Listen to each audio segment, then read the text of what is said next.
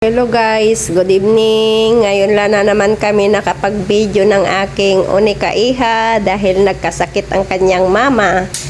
Tapos siya yung unang nagkasakit guys, sumunod ako kaya yan. Ngayon lang naman kami nakapag-video. Si hi ka naman nak. Hi. Yan, gumagawa ulit siya ng beads. Yeah, bracelet. Yan yung ginagawa niya guys. Syempre guys, kasama niya si Miggy, baby Miggy namin. Kaya yan. Harap ka naman nak. Mag-hi ka. Ha? Ay, ring pala yung ginagawa niya guys. To, gagawa siya ngayon ng ring. Kasi parang gusto niya daw magbenta. Ewan ko lang guys kung makakapagbenta siya.